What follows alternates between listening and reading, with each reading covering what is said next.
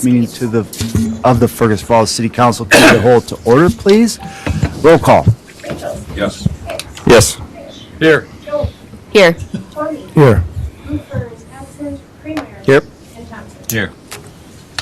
All right, we do have a quorum. We're going to go slightly out of order this morning, if it's all right with everyone. I know one of our guests has another meeting at 7:30 and people waiting for her. So we're going to go to number 5 and talk about the TIF agreement for FM Bank right away. So we have Tom is with us, and I will call on Clara Beck, our Community Development Manager, to get this conversation kicked off. Morning, Clara. Good morning, everybody. Thank you for being here in such lovely weather. Yes, Tom Dunaway from Baker Tilly is with us this morning. He is going to talk to us about the TIF for FM Bank that we've been discussing on and off over the last several meetings. He's done some initial analysis of the financials, and we have some discussion we'd like to have about the length of the TIF and then the size of the TIF district. So I'm going to turn it over to Tom to share what he's been working on. Good morning, Tom.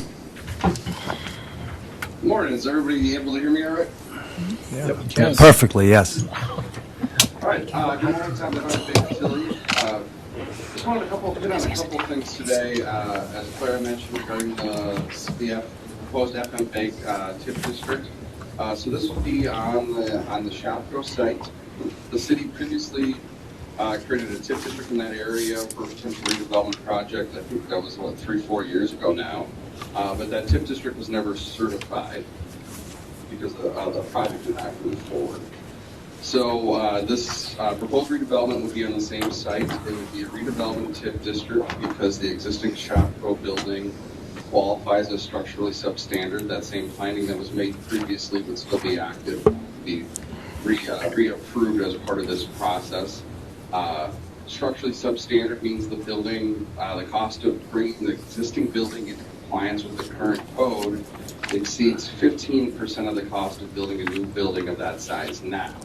That's the TIF threshold for the qualification of a redevelopment district, is that more than 50% of the buildings within the district have to qualify as structurally substandard. So that's the basis that would allow this potential TIF area or this potential land area to be created within a redevelopment TIF district.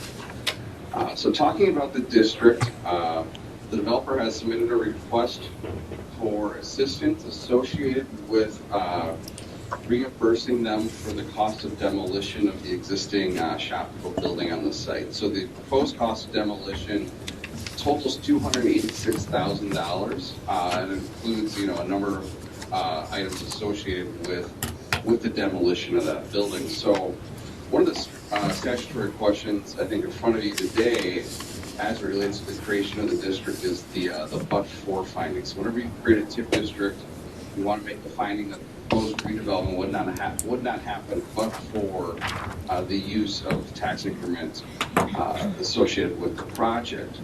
So when we look at this project, one of the ways we can make that but-for finding is by looking at what the use of the TIF reimbursement would be for, which in this case the developer is seeking assistance related to the demolition of the existing Shopko building. So one could think about the use of TIF as being a means for removing a physical barrier to reinvestment. If you were to look at this site and the potential for development on this site versus development on a kind of a hypothetical greenfield site, you would see that the cost of developing on this site is greater than a greenfield site due to the presence of that existing building. Land acquisition or the acquisition of the site is likely to be higher because the seller is likely to see value in the existing building that the purchaser would not. So there might be an impact there in relation to the acquisition cost being greater than a blank, vacant greenfield site. And similarly, the cost of demolishing that building is something that would not be present on a greenfield site, which could provide a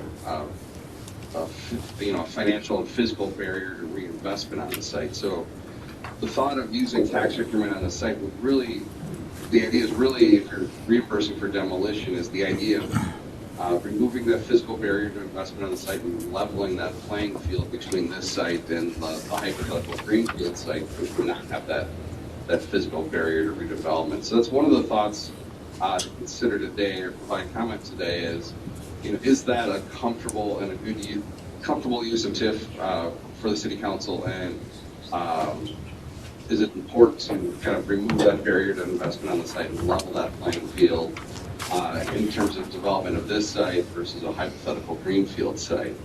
Related to that, the TIF request is for the cost of demolition, which is $286,000. We did prepare preliminary tax increment revenue projections based on information provided by the county as it relates to the post-development market value of the project. And it does look like, based on that post-development market value assumption and assuming a 2% annual market value inflation assumption, that the developer would be capable of being reimbursed that $286,000 of demolition costs over a period of 7 years. So when we create the TIF district, if that's the only thing that we're looking at for subsidizing or reimbursing as it relates to the TIF district, we can set the duration of the TIF district to be 7 years, or the amount of time it takes to reimburse the developer for $286,000, whichever is less would be the ultimate term. If increment came in at a faster rate, it would satisfy that budget reimbursement at a faster rate, and the district would be decertified at a faster rate than projected. But right now, it looks like it's proposed to be a 7-year district, because that is the term that it would take to fully reimburse that amount. So that's kind of the second question is that a comfortable and reasonable amount of assistance to provide with the development? And then the third question is how much area should we include within the TIF district?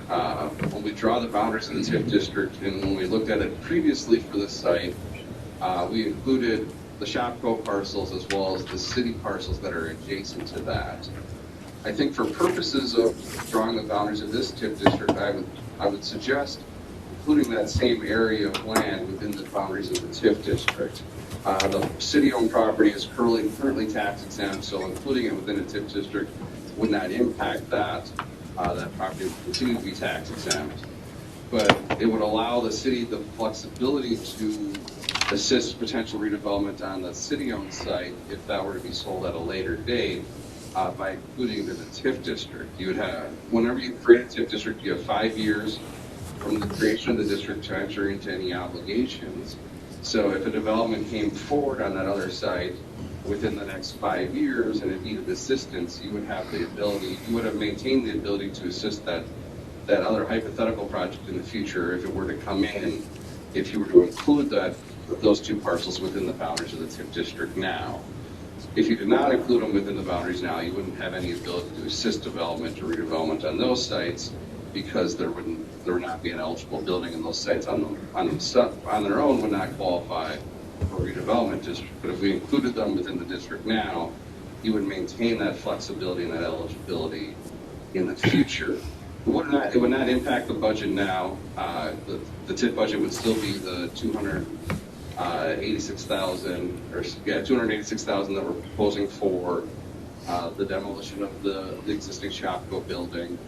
Any modification to the district that would come as part of any hypothetical future development on that city-owned site would still come back in front of the city council. So you would have a process similar to the public hearing process that's related to the creation of a district would occur at that time, and that any hypothetical future process as it relates to the development on the city-owned site would still go through this full process and would still require full city council approval and the like before that TIF district was modified to include that. The important part now is just simply the decision of if you include it within the boundaries of the district to maintain that flexibility in the future. So I think the recommendation would be to draw the boundaries of the TIF district around those city-owned parcels to maintain flexibility in the future, knowing that any additional use of TIF on that portion of the site would be a decision that would still come back in front of the city council via a modification process at a later date if development occurs in those sites. So you're just simply maintaining flexibility as it relates to that. You're not creating any other obligations of the district. All of that would come at a future date. So finally, if you were to move forward on a TIF district, if you were so inclined, you could make a recommendation to adopt resolution calling for a public hearing at your next meeting on Tuesday, February 21st. Adopting the resolution calling for that public hearing would start the statutory process as it relates to the creation of a TIF district. It takes about 60 days based on the very notice requirements and steps that are defined by statute. So when we pull together a preliminary calendar, it looked like you could hold a public hearing on the proposed creation of this TIF district on Monday, April 17th. Based on the way the calendar lines up and the statutory steps, that would be the quickest that a public hearing for the TIF district could be held. At that point, once the TIF district's been created, or once the public hearing has been held, and the TIF district has been created, the developer would be able to start by pulling building permits on the redevelopment of that site. Unfortunately, they're not able to do any redevelopment or pull any building permits on the redevelopment of the site until after the TIF district's been created. So with that, I'll turn it over for questions. Yeah, thanks, Tom.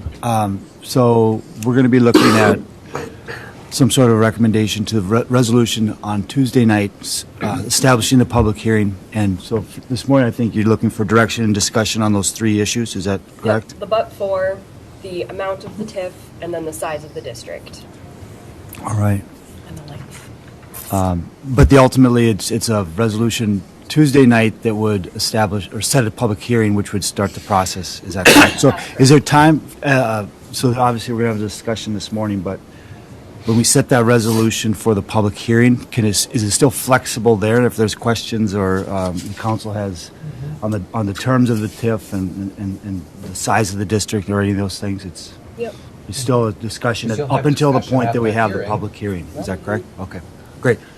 Initial thoughts on Tom's presentation on let's start with any of them, but I guess the justification of the but-for. Does anyone have any thoughts on the demolition of the building as a justification for the but-for? I think my only question would be is that the building is kind of currently occupied and being used. So if it's being used, it's not derelict in the sense of the word.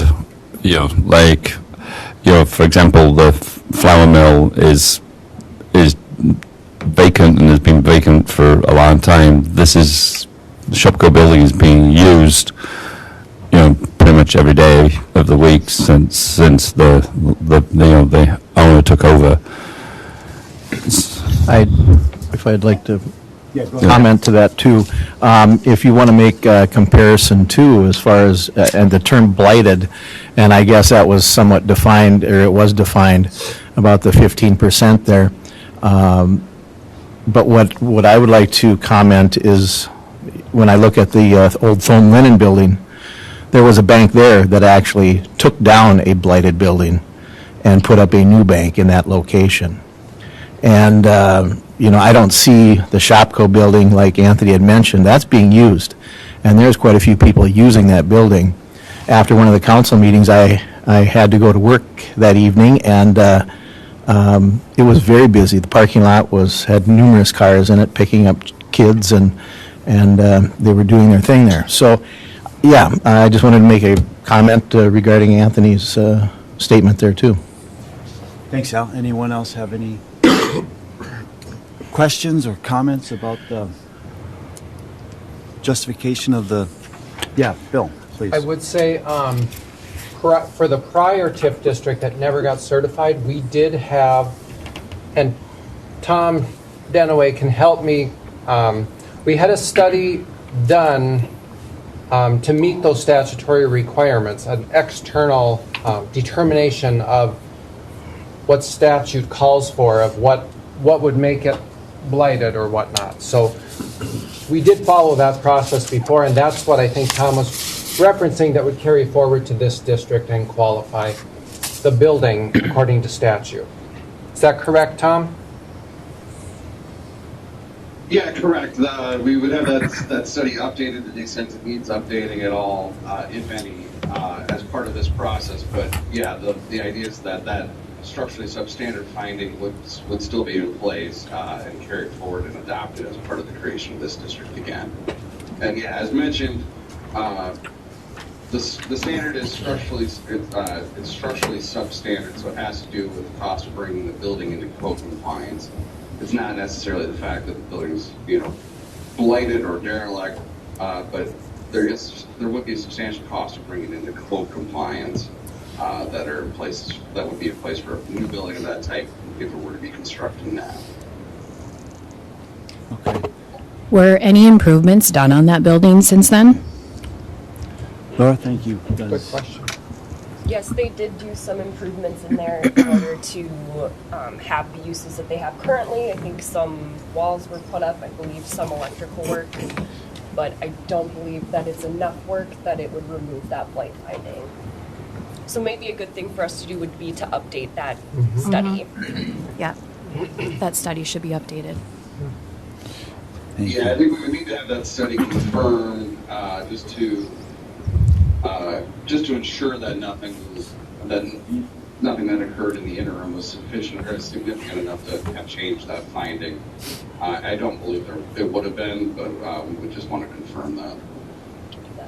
Sure. Scott? Yes. Just a comment on the definition here. I think that as it's been laid out, the technical stuff with all the 15% and all of that, I think is what we have to remember. The fact that the building's being used is nice, but in the whole scheme of this definition, I don't think it even applies. A lot of people live in houses that would be considered blighted. A lot of people drive cars that are certainly blighted, but, you know, you can use things that are worn out, and you can occupy things that are worn out, but that doesn't apply necessarily to this definition. So I think that we got to stick with the terms here. Thanks, Scott. Anybody have any thoughts on the length of the TIF that's proposed? It's up to 7 years, I think. Is that what Tom said, based on the numbers? Yeah, I think initially we were talking like 3 years. So, as opposed to 7. What changed? Yeah, was that an amount? Tom, I don't know if you heard the question there. I think initially, I'm not sure where that came from, but I think there was a discussion of, or an estimate maybe of about 3 years? Three and a to half? 3.5 years. years? Was the original Is it estimate. the amount or the financing, or is it a combination of the two? Yeah, sorry, go ahead, Tom. Yeah, I was just going to say, Claire can confirm, but the change in duration has to do with the reimbursement for the demolition cost. Initially, I believe the developer was pursuing the potential for a deed grant, which would have funded 50% of that demolition cost. So the idea was for that demolition cost to be assisted. Initially, it was proposed to be half by the deed grant, half by TIF, which is where the 3.5-year duration came from. But I believe Clara said that the indications were that the project might not be eligible for that deed grant, so therefore they'd be looking for that full demolition amount to be reimbursed by TIF, which is what would necessitate the change to a 7-year duration. Thanks, Tom. So do we know why the deed grant? Do we know why the deed grant is unlikely to come to fruition? Just the way that the program is structured, if there's the ability for TIF to cover it, then it's not eligible for the deed grant.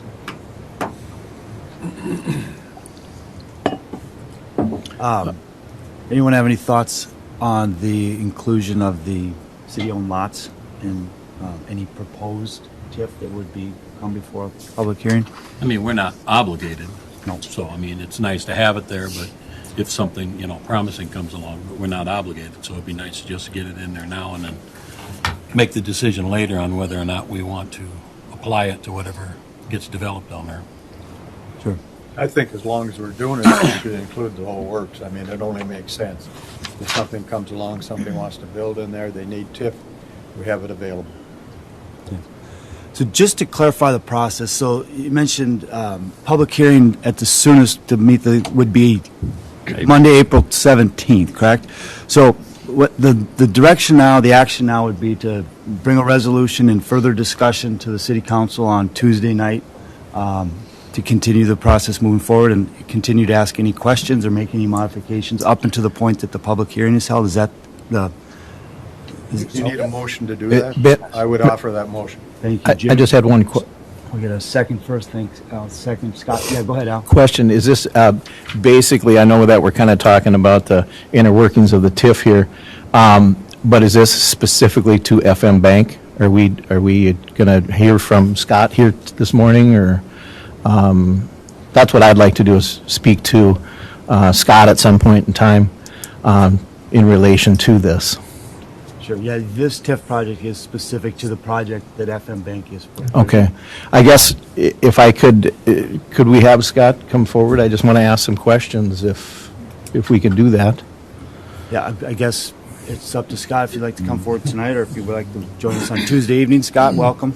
Yeah, you want me to come up, or? You certainly can. Kind of putting you on the spot. If you'd rather come back and join us on Tuesday night, you're welcome to do that, but Well, yeah, I think I sent most of you an email, except I think Anthony, I think you spoke with John, but, I think I sent most of you an email if you wanted to talk to me about the project, that you could, and I know at least one of you has, so, but if anybody else has any questions. Yeah, I guess I do. I guess, Scott, being you're a banker, you know finances much better than I do. What is your reasoning really for a bank asking for TIF money? I guess I don't see how we're different from any other Well- business in town, but, I know we don't need a loan per se to finance the project. Mm-hmm. Kind of how a bank's balance sheet works is all the deposits that we have, those are our liabilities. I mean, those are small little promissory notes we have to our depositors. So we have a lot of debt on our books already. Sure. So the bank takes those deposits, invests them in assets, and one of the assets that we invest those deposits in is our real estate. I guess too is when there's questions like this or issues like this that come up, I guess I look at it, what's going to be the best for the ward I'm in, is 3rd Ward, or what's the best for the people of Fergus Falls? Sure. And if there's any way to keep any type of a tax liability down, or to help the public in a way, and I know you're familiar with this form, it's at Federal Financial Institutions Examination Council, that I believe you guys have to file quarterly. We just pulled that, or I did, and in the FM Bank, just kind of a approximate, because it was towards the end of September, the net worth was $22 million. Your estimated income for that year of 2022 was $5,386,500, and that was at the September mark. Yeah. I'm just kind of surprised why somebody with that amount of money wants to ask for TIF. Sure. I think I would say that, if a developer came in and bought that whole area, and wanted to develop a project with commercial residential space on top, I think that was one of the options. Those folks there are not going to be necessarily low net worth individuals either. Right. I think so too, that, what the plan is, and I guess I don't know that much about what your goal is to do with that. I know 2 years ago that there was people that were in the high-rise building over there wanted some type of they even called a dollar store to see if they could get a dollar store over in that neighborhood. And because they need some services like that. And I guess, I don't know what you've got planned, if it's going to be all professional services, or if it's, with the bank, or if it's going to be insurance or things like that. But, I guess I haven't seen any, kind of a building, what it would look like, Sure. or if it's going to be, masonite siding, or if it's going to be brick, or what it's going to be. I think it's got to be something too that's going to complement downtown. Yeah, absolutely. And, we've got some preliminary plans. We are in further discussions with three potential tenants, actually. One would be a coffee shop / restaurant where you get light breakfast, light lunch. That's a potential to go in the building. And then there's 2 professional services tenants that we're having discussions with, and we're actually meeting with them a little bit more today. That would come in and rent some space there. As far as the exterior of the building, we're looking at stone and brick. We're looking at things that would kind of complement the architecture that Fergus Falls already has. Yeah. So, Now, is it more so of a development thing that you want to do, or is it more so of a bank that you want to relocate your bank by a block? we're going to move the bank into the building as well. Right. Yes, yeah. But is it more so you want to move your bank into a different location, or do you want to try to develop it into other things? Yeah, we want that area, we kind of thought, our idea was that this would be a nice anchor to the east end of downtown. Mm-hmm. And, bringing a nice building into that spot, and then leaving any excess space. We certainly aren't going to need the whole lot, I don't believe, or all the property that we're purchasing. So our thought is to leave the property to the west that we don't use available for sale. If the city decided they wanted to sell their 2 parcels of land there, we could look at selling potentially the westerly portion of the property that we own to the same people for further development. That's all I need to know. Okay. Thanks, Al. Thank you, Scott. I got a question also. Okay. I got one for him and one for Bill. If this all goes through and you move into your new, do you have plans or for your old location? What's going on with that? Yeah, we will be selling that. We have had 3 people, I believe, that have already kind of indicated some interest in our building. So basically, we won't be bringing in a new building, and hopefully we're not going to end up with another vacant building that it's immediately should be taken over on the tax rolls by somebody else. Correct, yeah. I mean, if we don't sell it right away, certainly we're going to be paying the taxes on that building Yes. until we do, yeah. Okay, thank you. I guess I have one more question. Is it, are you low on space where you're at, or? No, we've been actually talking about what we're going to do for about 5-6 years now. One of the options was to stay on our current site, remodel. Another option was to build on our parking lot and tear the existing bank down and make that our parking lot. But we need a little bit more space, I think, than what we have right now to do what we want to do. And we went through an analysis with a consultant. They kind of geocoded where a lot of our customers were. They advised us, to stay downtown. We had another consultant wanted us to move out west and on the west end of town. And we, in our heart, wanted to stay downtown. I think a lot of our customer base wants us to stay downtown. And so looking at a new building, there's not a lot of options downtown. So it was basically either remodel what we've got, tear down what we've got, build on our parking lot. This property came available, and we fell in love with it. It's on the river, and we think we can make that part of downtown kind of a nice area. Do you also own that building to the west of the bank? That? Yeah, the United Way building. Yeah. Yep. Okay. The bank owns that. Okay. Do they own any more to the west? No. Okay. No. Don't know. We use the garage is in the back. We use that, and then obviously United Way rents that. We haven't talked about selling that. We might end up keeping that because we like the garage space. We give the United Way very favorable rent. So we haven't talked about selling that piece yet. Okay. Brent, did you have a question for Bill? Yeah, I wasn't available to be here on that day when you guys had that training on TIF. With a demolition loan on TIF, does that still act the same way as a regular one does, that we still can collect the original tax base, and that the only thing that we're surrendering is going to be any increase on the taxes by that new structure? Yep, that's always how TIF works. It's always that incremental value that you capture. So the taxes that are currently collected on the Shopco building will continue to be paid, of course, with any tax bill and then dispersed to all taxing jurisdictions. It is that new value that we capture that would be used to pay off this demolition loan. Tom, am I speaking correctly? Okay. So basically, I mean, if we just don't allow this, I mean, the only thing we're going to be collecting is the taxes we get. But if we allow this, we're going to end up at, 7 years down the road collecting a considerable amount more in taxes that are spread evenly amongst everything. Correct. And that is always the goal of TIF, is to create this development, get this new value, so it ultimately comes on the tax rolls. That's the goal behind it. Okay. Thanks, Scott. Thanks. Brent, any other questions before we vote? We have a motion to bring this to the Tuesday night meeting for further discussion and consideration of a resolution setting a public hearing for April 17th. All in favor of that motion, say aye. Aye. Opposed, same sign. Aye.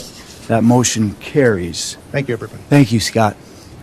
We're going to move to back tonight, item number 1, and that is a Lake Alice water quality pilot project discussion. And we will call on Dan Larson and Mark Hansen of Water Quality 3D. Welcome. Mr. Mayor, council members, what a pleasure to be here. The crack of dawn in a blizzard. We're here to talk to you. Dan Larson, and Mark Hansen, Water Quality 3D. We're a new company with an emerging technology that we're excited about, and we want you to be excited about, that we think can have an effect on Lake Alice. So I'm the government affairs person for Water Quality 3D. Mark's a lawyer. He's got the legal background, and he's got deep knowledge of waterology. So we're here to see if the city is interested in continuing to partner with us on this project. If you recall, last year we were here in a Zoom and did a presentation to ask you initially if you wanted to partner with us. Senator Ingebrigtsen had come to us. He'd seen the project work in its very initial stage a couple of years prior to last year. Asked me about it in the hallway. We really didn't have any inclination to move forward with legislation last year. Senator Ingebrigtsen saw it, and we told him it continues to work, and he said, well, we're going to fund this year. So what happened, if you recall, the city agreed to partner. We put a bill together that included the city of Fergus Falls along with 4 other LGUs in a grant process for pilot projects on lakes like Lake Alice. Senator Ingebrigtsen got the funding in the bonding bill on the Senate side, and then of course everything crashed in the legislature last year. For the most part, bonding didn't get done. So we're back this year. We're going to take another run at it, and so that's essentially what we're here to ask you to do. Do you want to continue to partner with us on this? You're going to have questions about what's in it for the city. What do you want from us? But that can come at the end, and Mark's going to be able to address any issues on, what the system does and get you a better idea on how it works. But essentially, I'll give you the headline on how it works. We increase the oxygen in the water, and that increase in the oxygen level allows the lake water quality and native plants to improve. So there's a whole process that goes on there, but it's a flow-through device. You think of a muffler on a car. Water comes in, water moves out, and it affects the water quality in positive ways. So we've had some exciting results on some of the smaller, shallower ag lakes in south central Minnesota. And this will be the furthest north we've been, but the conditions are pretty similar. We think we can have a good effect. But we're a very new company. We incorporated over the summer. The technology is patent pending at this point, and we're still in the testing phases. So this would be, we want to make that clear. We're not making any promises, but we think we can have an effect on Lake Alice the way we've had an effect on some of the lakes that we've been testing on in south central Minnesota. So the proposal is a request for $335,000 from the state. We're going to run it in 2 different ways. We're going to do a bonding proposal for bonding cash, and we're going to do a environment finance bill to have 2 pathways for hopefully success this year. Out of that, and these would be 2-year pilot projects. Out of that, $75,000 would be set aside for Lake Alice. I want to mention also, I've been working with Councilman Kwame on this. When Senator Ingebrigtsen called me, said, we're going to do this, I reached out to Councilman Kwame, and we've been working pretty closely since then. So I appreciate his efforts on this.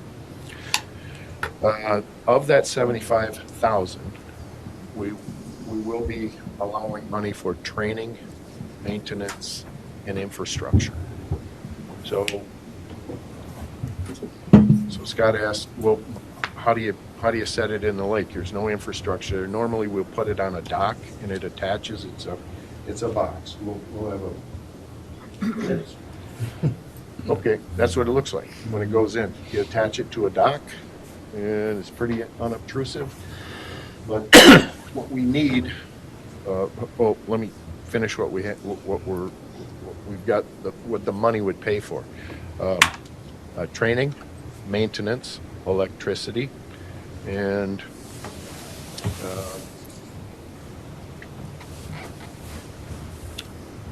I think that's it. If I'm the city, I'm going to want to know what you want from us. We need an electric hookup. The box runs on electricity, and we're going to need somebody. We need you to work with us on having somebody to check on it. Keep a set of eyes on it. It does take some maintenance. It goes in mucky water. Goes in the green mucky water. It gets clogged up. You got to vacuum it up. You got to take care of it. But that's what the training is for. On the infrastructure side, what are you going to hook it to? There's no dock on Lake Alice. We'd probably buy a dock, roll it in. So if the city wants to move forward, and we hope you do, you're going to need a permit.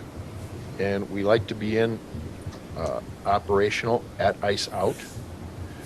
Permits take 60 days. We're going to need to get going on that. And so that's it. We're willing. We've got. If you're not familiar with how to do the permits, we can help you with that. But we want you to continue to be partners with us. So Mr. Mayor, Council, that's it from our perspective. That's the proposal. Thanks, Dan. So a couple questions. 4 other cities, is that right, did you say? 3 projects. 3 projects, okay. Yep. And then you mentioned last year's bonding bill. And then they're obviously moving this week on a bonding bill. Are you guys actively working to have legislation included in the different variations of bonding bills that are, sounds like they're going to get the bonding bills at least hopefully done early this year, which would be good, which would meet your timeline. But anyway, my question is, you're obviously working with Senator Ingebrigtsen's no longer there. You're working with Senator Rasmussen to get this introduced and as part of bonding legislation. And then my question too is so there's one of these units for a lake the size of Lake Alice, it's enough volume or output, if you will. It's like, Mr. Mayor, Council, it's customizable. So we build to suit. So the answer is yes. Sure. Okay. It's a 2-year program. How long? I mean, do you anticipate that the lifespan of this unit is more than 2 years? I assume, right? Is this a thing that is ongoing? It is ongoing. It doesn't just fix a problem and then you bring it to the next lake, right? It's like, I assume that you continue the treatment of the water over a period of time. Well, we've had, the initial lake was a lake called, that before I even came on, was a lake in, I think, Waseca County called Lake Crystal. They put it on just to see what it would do, and the lake had similar problems to what Lake Alice has. Very positive results, but the unit came off the lake, and that was 4 years ago. And so that, to answer your question, it cleared up the problems that we put the box in for, and it's essentially turning the lake back to its native habitat. And then we watched as the lake, as the algae re-emerged, and we were interested in how long that would take. 3 years, it kept clean, and now last year we were starting to see some creep come back in. So the box has a has an effect that it doesn't need to be in the water for the water to stay good. But it took 3 years for a much larger body of water than Lake Alice for those impairments to re-emerge. Thanks. Last question for me, and then I'm sure some others have questions. You mentioned permitting, and we've had some issues with Lake Alice with DNR and permits in the past on projects. Have you had any, I mean, do you go through the DNR? Is that what the permitting process is for? And have you had any issues with the DNR in the past with? Not in the south central region. You'd be dealing with your locals. And so the answer to that is not yet. Sure. But we hope they love this as much as we do. Certainly. Jim? On the electrical service, is that a single phase, three phase? How big a service do you need? How many amps does that unit draw? I'm thinking 210, 220? 220, yep. Okay. Single phase then? Yes. If it's not, I'll get back to you. But Okay. that's how it goes. Stay at the meeting. Guy, did you have any thoughts? Question was, that I had, what are we going to be looking at for staff time commitment? Do you have any idea? I think we'd like the box checked 2-3 times a week. And in that check, how much time is going to be required, do you think? Mark, you got an idea? Hour. About an hour once on the water. About an hour each time on the water, not counting travel time. How long does it take to clean it, if it has to be cleaned? About an hour. Okay. Scott, did you have any thoughts on, you've done some work on this done some project? work And with thank it. I you think for the that- work, by the way, Scott. Scott, I just have a question. Has anybody else around the lake, like you, have talked about this? Any of your neighbors? I've had some conversations with many of the neighbors, actually, but nothing with any detail because this is a technology that I can't explain. Is this kind of basically like an aquarium filter? I mean, I don't know how to equate it to anything else, but is it kind of like that? I've never heard it compared to a... Well, I'm just kind of looking at it going, oh, it kind of looks like an aquarium filter. I'm not sure. I mean, since it puts water, it puts oxygen into the water and it has a filter and it seems very similar. I'm just kind of curious. I don't know the technology on it, so. And I really don't know the technology on an aquarium filter either, but I know it works. Scott, did you have some, thanks, Scott, Well, for. again, from what I've come to understand about this is there's a potential for it to do some real good for us. There would be a minimal cost to the city, at least to be a participant in this pilot project. And after the pilot projects at this location and the others that they're working on have had a chance to run for a year or two, at that point we'll know all the answers. And then we can decide whether we want to take that further or whatever investment that might be, who knows at this point. And so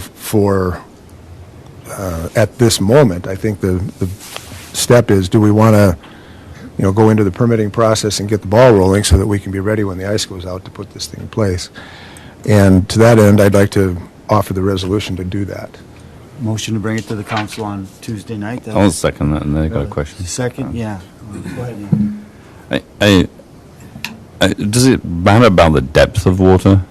Because obviously there's a lot of sludge in the bottom of Lake Alice, and obviously you're gonna be sucking water. So is there potential that you're gonna drag some of that sludge in?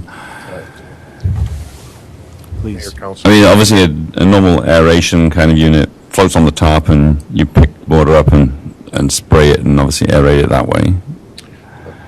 Councilman, I'm going to say the answer to that is yes, it does matter. Yep. Size does matter. If it's a bigger lake with lots of inlets, we're going to put more boxes in. A smaller, shallower lake with, I think, 2 inlets on Lake Alice, there's less need for, the more boxes, so we'll have fewer boxes. We'll have 1 box on Lake Alice. What you referenced the load factor. When bacteria dies, it settles. And this is why we extended from last year, a 1-year project to a 2, is because we're noticing in some of the areas in the test sites, we're not having the immediate or the speed of the positives that we're seeing isn't happening as quickly, and we're figuring out that. And I'm getting into Mark's area here, so I'm going to let him finish on this if we need to. But the load is that mass on the bottom that sucks up oxygen from the water, and it's problematic in that it takes longer for our system to have an effect because it eats away at that mass, which is competing for the oxygen in the lake. Mark, do you want to say anything more on that? Or how badly did I mangle it? Why don't you answer that one question? Thank you, Mark Hansen with Water Quality 3D as well. So just as a general, and again, you can get into the weeds on the chemistry and everything as much as you want, but in general, if you think of a lake, and again, to use your aquarium example, you take an aquarium, put water in it, it'll stay there and it'll have the amount of oxygen that it has in there, right? Once you start putting fish in and other things, what happens? Well, you put feed in and you have excrement, and that starts using up the oxygen, which is why you have aerators, for example, in aquariums. So the aeration industry, and you've heard about them, and I think the example was, well, so you put an aerator in and spray it up and do all that. Think about how that puts oxygen in the water. So the air we breathe, it's only 17% oxygen, only 17%. And then what you have to do is take the oxygen and move it across that water interface, whether it's in a bubble or any other way. And that's, it's a difficult process to do. So on Lake Alice, you have the surface, you have air on top, air doesn't go in, but the lake does produce oxygen. When does it do that? It does it in the summer. With that algae growing through photosynthesis, it produces a lot of oxygen. But what happens? Algae is very short-lived, so it dies and goes to the bottom. What does that do? It consumes the oxygen. And just as you said, with the sludge at the bottom, that's organic matter that went to the bottom and never got consumed. Our hesitation always on a project is, what's the load, the oxygen-consuming load that you have in the lake already? We don't know that. But by putting oxygen in the water, so what the device does is it allows, so water is H2O, right? So part of water is oxygen. It liberates that separate oxygen and makes that available to give that life, if you will, to the water.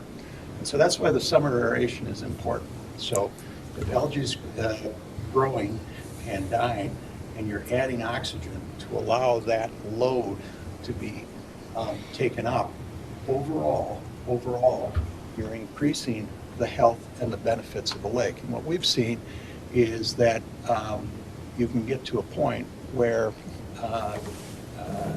the bottom of the lake, the native plants come back, and then it gets into balance. If you want to think of it completely the other way, again, to your aquarium example, nothing in there. And Lake Alice, when there was no city around it and no development around it, didn't have any chemicals or runoff or anything else. But if you think about what do chemicals and runoff and street and everything else do, it consumes oxygen. And so that puts a real stress on the system. So this tends to go the other way with it.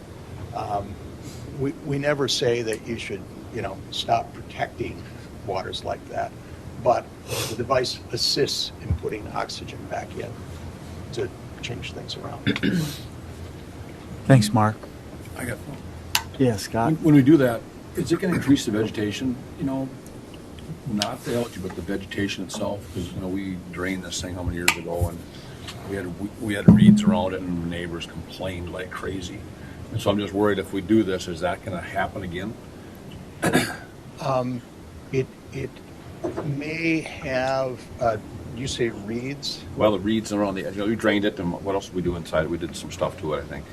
It was during the construction Construction project, we had to part, yes. bring the levels down. So when we brought it back up again, the reeds are all around the lake, and the neighbors complained about these reeds, which some people like them, some people don't. Will Right. that increase that, when you put the oxygen, you're gonna give the minnows and the vegetation that's there more energy to grow?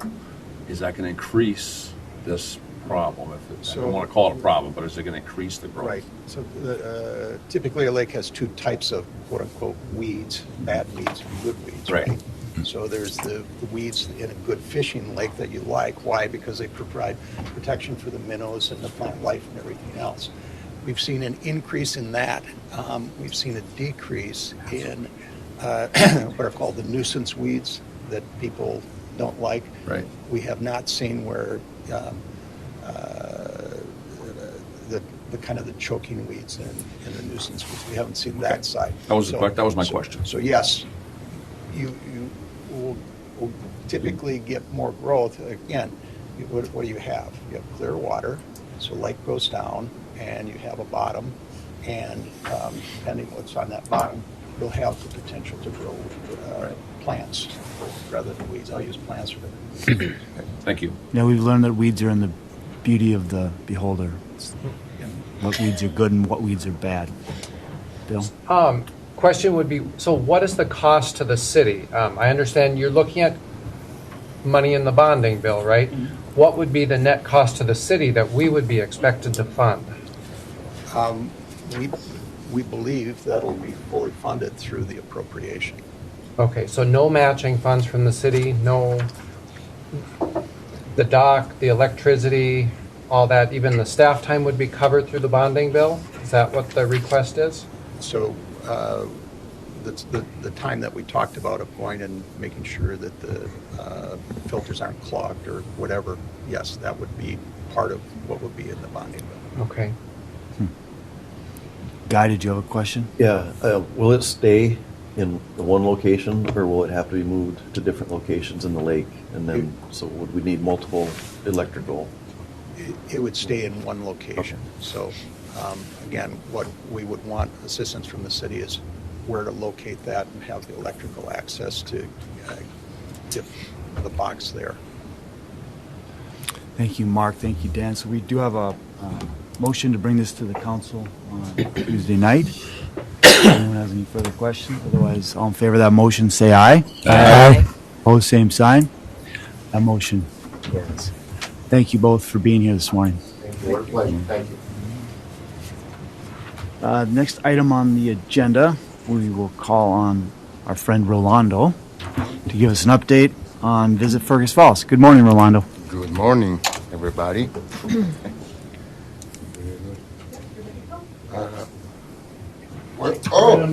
There you go. All right. Let's give a little bit of my background. My name is Rolando Felisola. I am a son of an Italian family that were immigrants from Venezuela. So I grew up in Venezuela, and I moved to the United States more than 30 years ago. All those years I lived in Miami, and then I moved to Fergus Falls. And people tell me, why the heck did you move to Fergus Falls? And I moved to Fergus Falls because I visited 3 years ago. I visited, and I was looking for a place where I could, actually have a life. Because when I was working in Miami, I was working for Univision Communications, which is one of the biggest TV networks it's the biggest Hispanic network in the United States. And I was on call 24/7. I did that for 18 years. So I really was exhausted, and I thought, I need to have a life, actually. So when I came to Fergus Falls and I saw the town, I just fell in love with it. And all of the reasons that made me come here, I think, are the reasons that we have to sell to other people to visit Fergus Falls. Because Fergus Falls, we don't have actually lakes right here. We are not like a lake resort town. Wait till Lake Alice gets the oxygen. It's gonna be, but depending on the oxygen.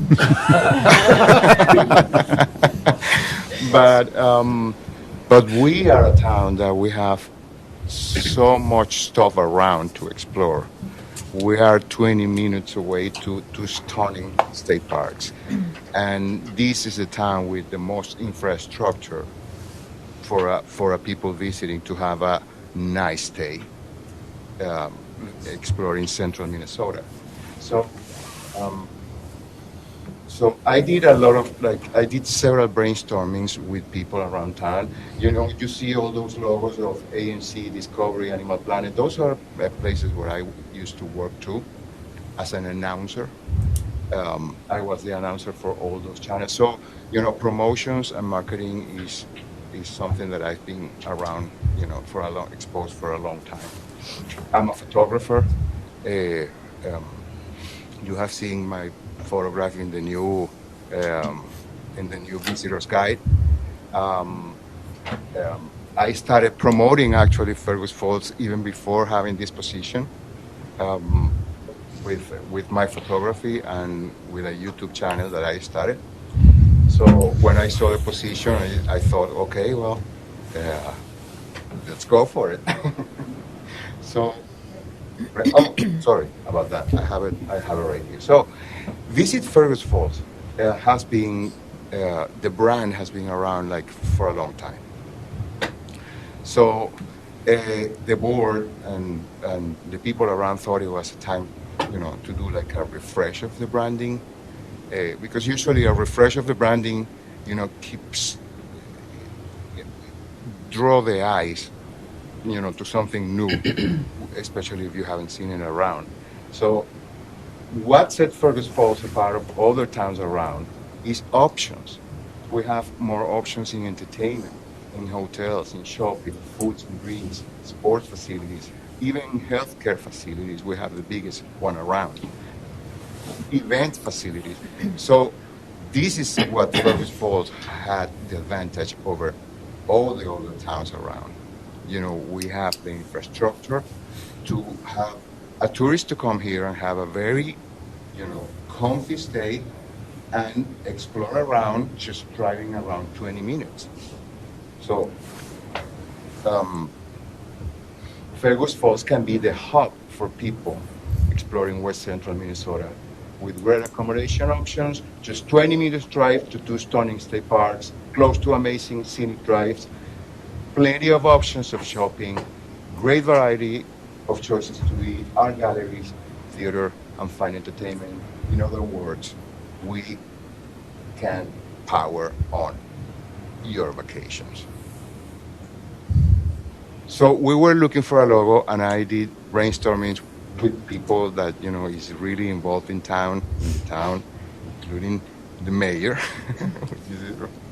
And the characteristic of a good logo is that have to be really simple, really easy to remember, timeless, and versatile. So we came out, if we're gonna power on your vacations, then the logo is gonna be the power button. And that power button has to have something unique to us, which is Auto the Order. This is the home of Auto the Order. So the logo is really simple, and it goes with orange and yellow because it goes orange, for several reasons. Orange is enthusiasm, joy, warmth. Yellow is optimism, adventure, playfulness.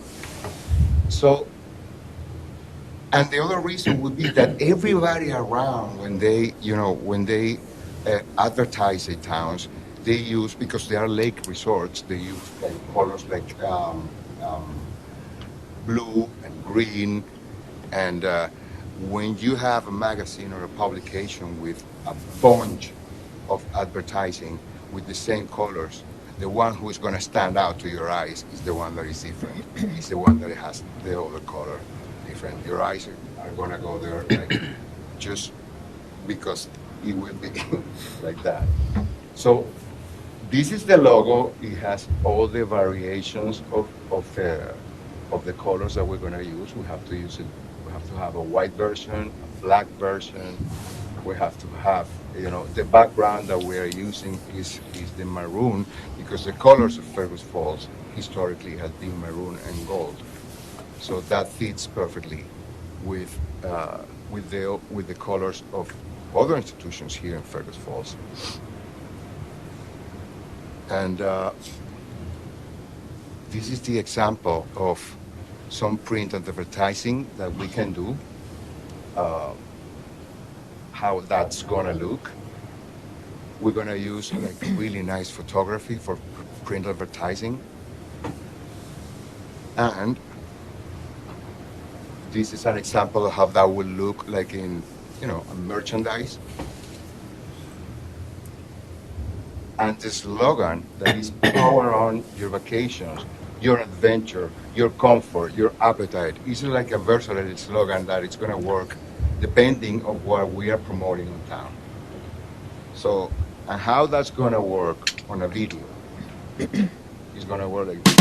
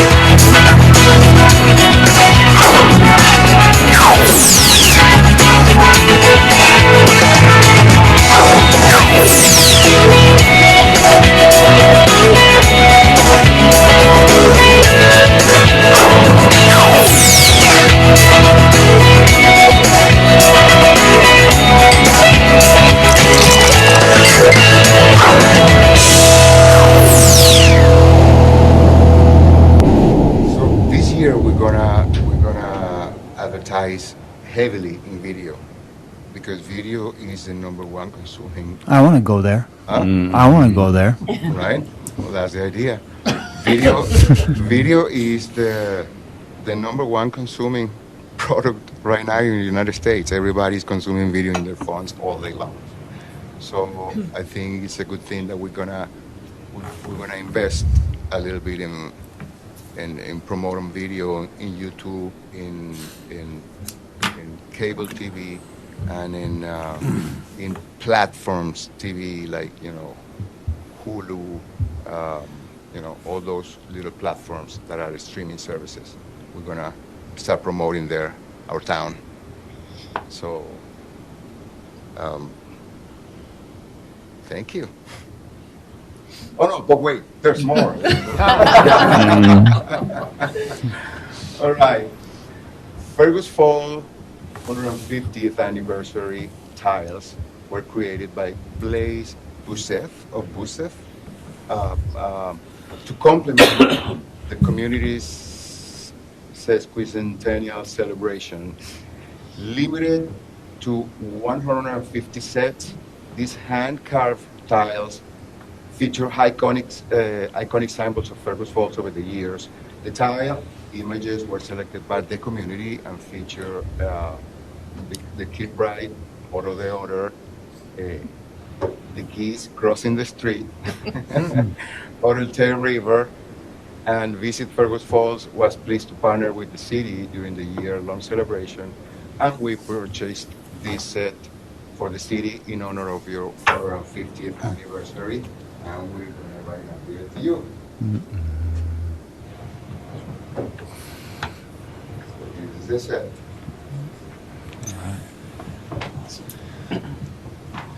Thank you. Hey. Thank you, Rolando.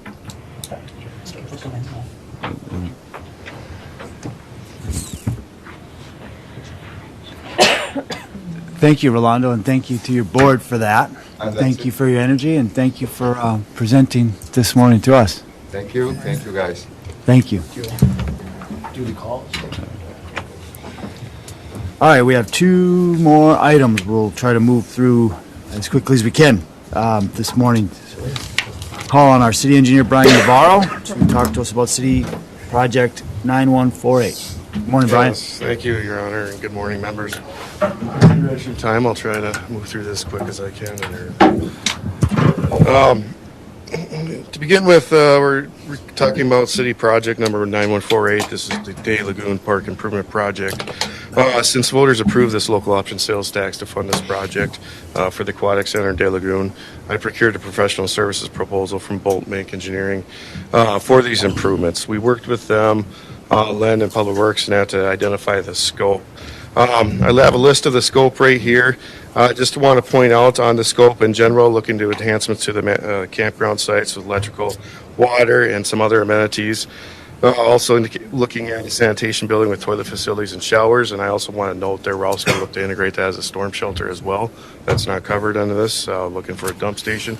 All the amenities that were described in the previous master plan on this. We'll also have to extend our sewer and water main utilities to this site. Looking to do what we can for extensions to restrooms, and obviously lighting to baseball and softball field. I just want to know that we're also going to look to what equipment we can reuse to maximize the amount of funds we have with this project. Because looking at some foundations improvements, I had to solicit a proposal from Terracon's geotechnical consultants. That's part of my request. We're going to have to do some soil borings out there as well if we have to do some foundations designs. So, like I mentioned, we did update on the budget. All total project cost of $8.71 million. However, we are voter approved for $5.2 million. So given the scope of work and everything, I anticipate we're going to be doing a lot of alternates to maximize the amount of benefit we can off these sales tax dollars. So at this time, I'm requesting accept Bolton Mink's professional services proposal for design and bidding in an amount of $264,100, and also to accept Terracon's professional services proposal for geotechnical work in an amount of $19,250. And I'll open up to any questions you may have. Thanks, Brian. I'll make that. I second it, and I've got a question. Anthony and Jim, go ahead. How are we going to prioritize which pieces that we kind of eliminate? I think we're going to prioritize number one on the base, extending utilities being number one. Yeah. And then also, as I mentioned in the campground master plan, dump stations, storm shelter, things like those would probably be part of the base contract, and perhaps some lighting. And then as we get to, let's say, the campground, we're going to extend it to particular sites. We might have to prioritize RV hookups in lieu of tents, things of that nature. So we'll be looking at that once we do enter design and get the cost estimates too, and then meet with the group too to see what we want to prioritize as a base, knowing we have limited funds. Thanks. Which group you meet with? What group? I've lost you. Primarily city, consultant, public works, everything. Okay. I guess if the council's desire, if they want to have a subcommittee to work with it as well. The way I'm looking at this project is pretty heavy on utility work right now. And then we can do some reach out to, or even a presentation back to council. We'll give you an update. Here's where we're at with scope. I'd like to be in that. I don't know about, I'm in campgrounds earlier in my life a lot. And I know the do's and don'ts of what I didn't like, but it doesn't, there's a lot of things that could be updated. And the biggest thing is your dump station, where it's located. That's the number one thing, because as Guy knows about the one we have on the west end of town, it was kind of a challenge. But to dump, and you want to make that the easiest possible way for everybody, because if you got a bad dump station, people don't even want to come to your campground. I can give you the council updates and everything. That's just a big thing. There's a lot of other things to talk about, but I'm just saying that you should have some influence on people who have used these campgrounds around the country. I value input. Brent, did you have a question? Now, when you said prioritize on the utilities, say we have to cut something where the utilities are going to it. Are we going to still run the utilities of that area? And then that way in the future, if we decide we come up with a budget to be able to do it, the utilities are there? That is the plan. Okay. Correct. We mentioned there's some concession buildings and everything. If budget doesn't permit for the building itself, we would certainly like to get the utilities up to those locations. So if there's private donation work and everything to construct a building, at least we'll have the utilities there. Yeah, then there's no, just for construction. Correct. Yeah, I think these are all really good questions because ultimately it's going to be a difficult job. Heavy on utilities. Utilities are expensive. We've got an old master plan. The public voted on a $5 million project. They're going to expect to see things and not just understand that there's utilities under the ground. So that's going to be something that we're all going to have to work through to make sure that we maximize the dollars we have and any existing dollars. And so anyway, just a comment. Thanks, Brian. So we have a motion and a second to bring this to the council on Tuesday night. Any other questions? All in favor of that motion, say aye. Aye. Opposed, same sign. That motion carries. You guys all right to put that one on the Consent agenda. Thanks. All right, last item this morning, our city project 5960. Brian. Yes, thank you, Your Honor. Yes, the preliminary engineering report for public improvement 5960 is substantially completed for this project. I have included this preliminary engineering report, which is a requirement under statute 429 proceedings. If we proceed with that, I'll just go over, given time, I'll go over a very high level. I'll answer any questions later on in regards to report we prepared in-house. The project limits are included. For some reason, it must not save to the present, to the projector and everything, but the scope of this work is in generally bounded Laurel Street. This is a full reconstruction. When I mean full reconstruction, we are going to be limiting curb and gutter removals to what's needed for utilities. But in general, a reconstruction project, we're looking at Laurel Street, First Avenue to Broadway, Linden Street, and Summit as well. We're just located just west of Purple Park. As we know, these utilities, with this improvement project, the utilities are beyond the use of life, let alone the pavements as well. Therefore, we're requesting to do a reconstruction project. The proposed improvements for these things, both these streets, will be considered replacing the storm sewer, water main services, and storm sewer as needed. Along with the streets, we're replacing the full section of street with a new 5-ton section.